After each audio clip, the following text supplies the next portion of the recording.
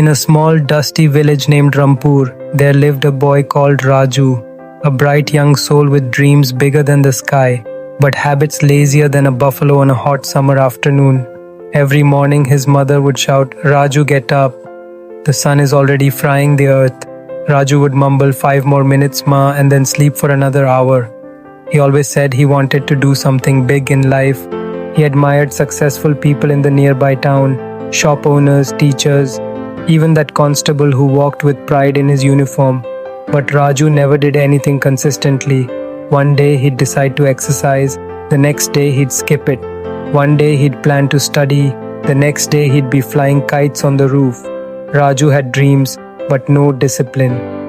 One evening he met Gopal Kaka, an elderly retired army man who lived on the edge of the village.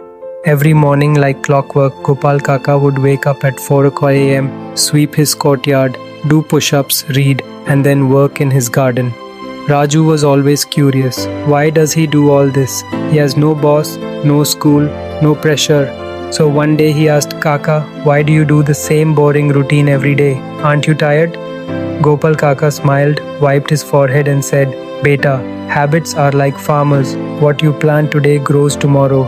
You may not see results now, but one day your habits will either feed you or starve you." Raju didn't understand fully, but the sentence struck something inside him. That night, Raju couldn't sleep. He thought about all the times he quit halfway, about all his unfinished attempts. What if it wasn't luck that made people successful? What if it was simply their habits? The next morning, before the sun even rose, Raju forced himself out of bed. It wasn't easy. His body begged, "Sleep, please." But he remembered Gopal Kaka's words.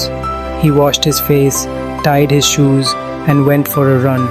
He could barely run 200 meters before gasping like he had sprinted across the desert. But he didn't stop. He continued. Day 2, he ran again. Day 3 again.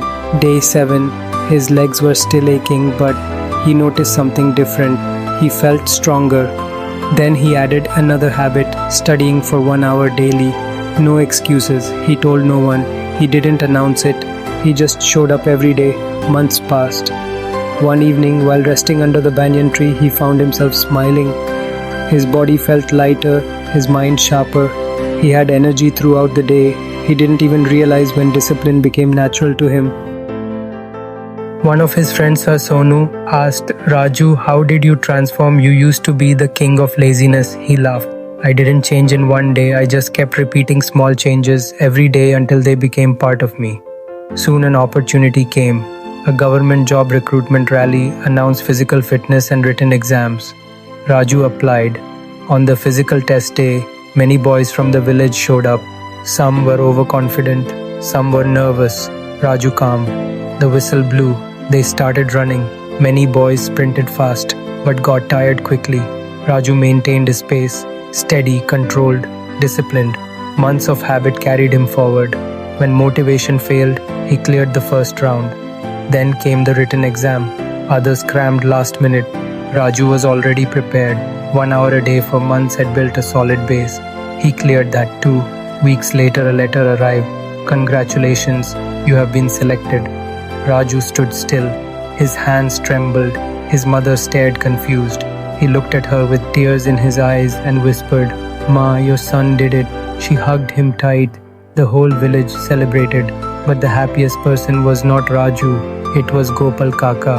"See, beta," he said proudly, "motivation starts you, but habit keeps you going when strength fades." Moral of the story, we think big changes need big efforts. But real transformation comes from small habits done daily. Not once, not for a week, but until they become a part of you. You don't need to overhaul your life. Just start with one small habit. Today, walk for 10 minutes, read 5 pages, do 10 push-ups, wake up 15 minutes earlier. Your habits write your future. Choose wisely. If this story inspired you, don't let it end here.